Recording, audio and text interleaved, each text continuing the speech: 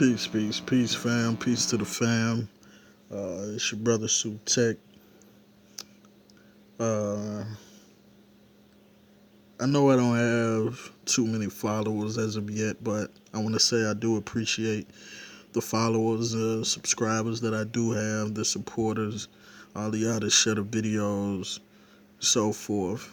In an effort to bring y'all more content on a regular basis, I want to briefly touch on one small point of this conversation that was had between our brother Rob Bourne and our brother Zion Lex. Uh, Sonetta TV is where this dialogue was had. So without further ado, I want to get right into it, make this as brief as possible. All of West Africa, it is that Abrahamic faith that causes an issue with our identity. So all of these people from the Yoruba, they say that their founding story is from where? Aduwa, it comes from out of the sky. Muhammad Bello comes along and he says, no, they come from Abraham and this. And academia now, who studies this, as far as Robin Law and all the rest of them, they dismiss the diffusion because what they try to do is say that West African culture cannot develop on its own. So again, when we get to this, the objective is finding who are these Israelites in West Africa. You said that there was these synagogues and stuff there. So if we look at Ghana, the first people there are, it's called the Seafolk community. That came around the 1970s. And when you get to that individual, what did he do? He had a dream. And he had a dream that he was an Israelite, and he taught teaching the people that he was an Israelite. You know what I'm saying? So we'll keep going back and forth, I believe. Excellent. So let me ask you a question, and I'll turn you back over the mic. First question I want to ask you is, what does the name Ghana mean? Ghana? All right, pay attention because this is what we here for. It means the Lord of Gold or something like that. Lord of Gold? Right, it's a ruler. It's a ruler. It's a ruler? Yeah. I agree with that. So what dialect is giving us that? Dialect, their language, because it originally is not called Ghana, it's called Wagadu. And Ghana is supposed to represent the king. Right, of course, I totally get that, but what I'm specifically trying to hone in on is just from your point of view, what language does the term Ghana come from? Ghana. I would say that, not sure, because the first time we see that word is in the 9th century, and the guy Yakubi Abin something. So the term Ghana is Aramaic for war chieftain, ruler, or king. Ghana. When you want to say a war chieftain in the Aramaic language, which is the sister tongue of Hebrew, it's the last language spoken by the Hebrew diaspora, such as the generation of quote-unquote Jesus, Yeshua, whatever you want to call him. The dialect that they spoke Aramaic, if you want to say ruler, chieftain, or king, it's Ghana. And it's taught through the Hebrew oral traditions right in the west coast of Africa, such as the Ashanti Jews. Their oral tradition teaches that the name Ghana is... All right, pause. Now you see how he is going into, first of all, they're discussing the empire of Ghana, not the modern state or modern country of Ghana. Then Zion goes back to the Ashantis, who are Akan people in the modern country of Ghana. So I'm not sure if he realizes those are two different places, two different time periods, two different groups of people.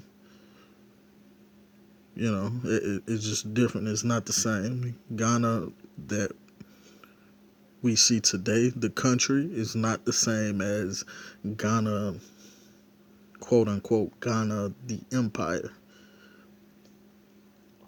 Because as Rob Bourne said, it's Ouagadougou.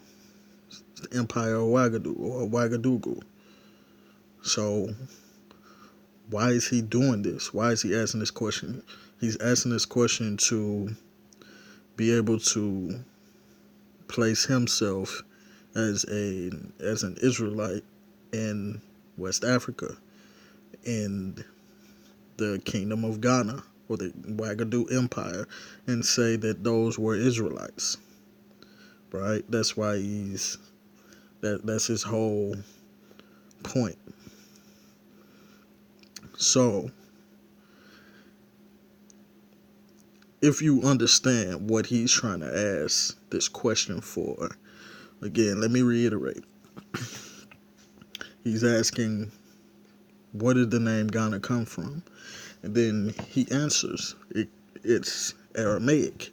That's the language it comes from, which is akin to the quote-unquote Hebrew language.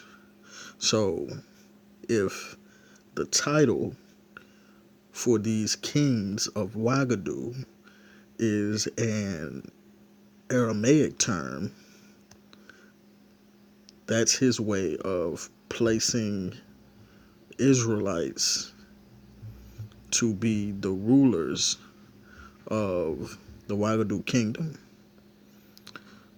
But my question is that the title that the people used? Or is that a foreign title? Real quick, man, real quick. Let's see. And we're only going to use one source because I'm trying to make this brief. Nehemiah Lebzayin, Ancient Ghana and Mali. You see the title.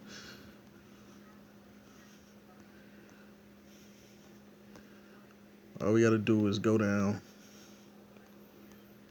Boom. The name Ghana, the land of gold, was first mentioned by Arab geographer Al-Fazari towards the end of the 8th century. Boom. Al-Fazari, Arab geographer, not an African, not somebody from the Wagadu Empire. He's an Arab geographer towards the end of the 8th century. He's the first person to use this term, Ghana, the land of gold, right? Al-Fazari. So,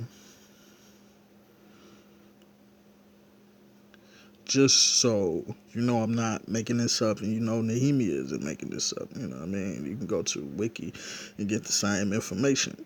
Al-Fazari, 8th century Muslim mathematician. He was in the Abbasid court when Al-Mansur ruled.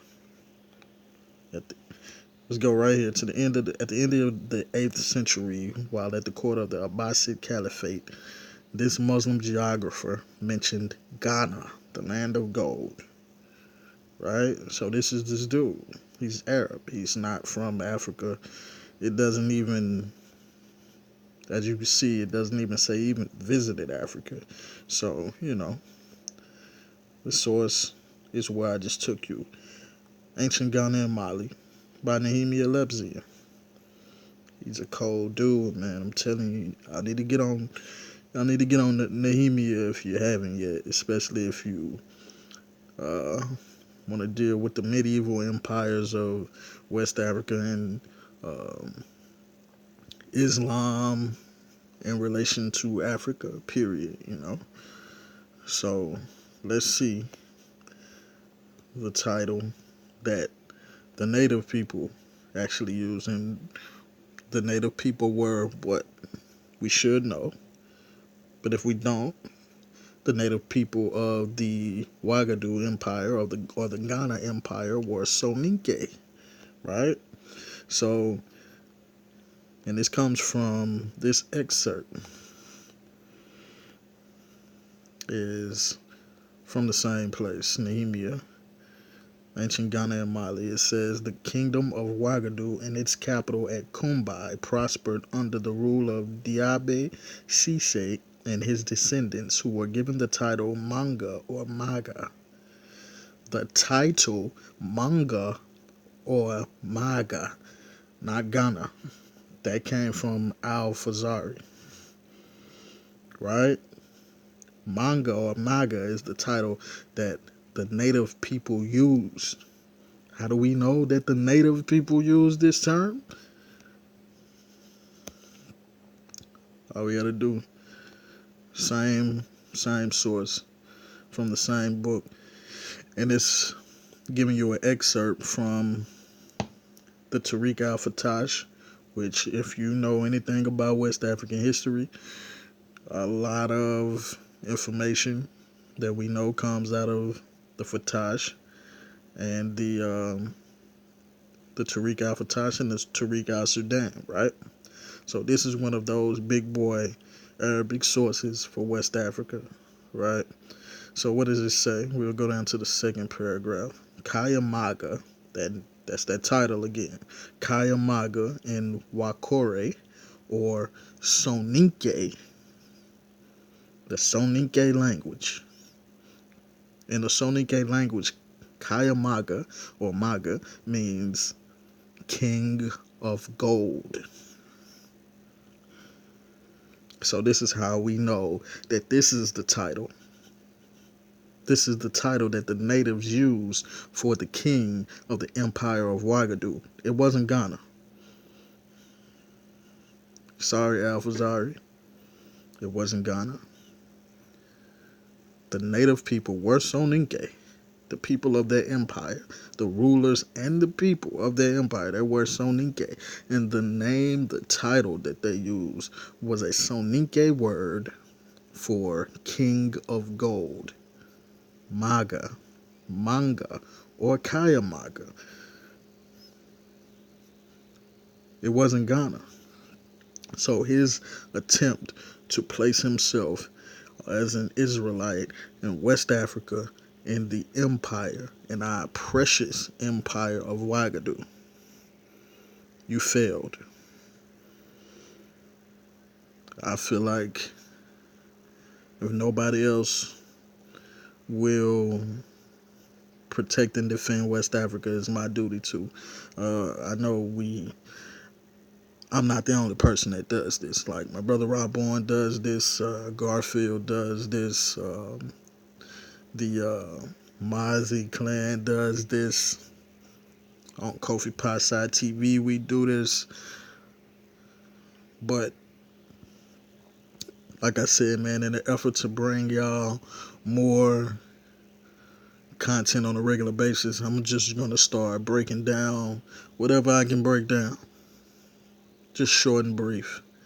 So the moral of the story is Ghana may very well be Aramaic, but the problem is it doesn't matter because there was an exonym, a term only used by the outsiders, not by the native people themselves. The term used by the native people themselves were Manga or Maga or Kaya Maga, and it's a Soninke word from a Soninke people, which means king of gold, and referred to the king of a Soninke empire, right? So remember that. I'm out.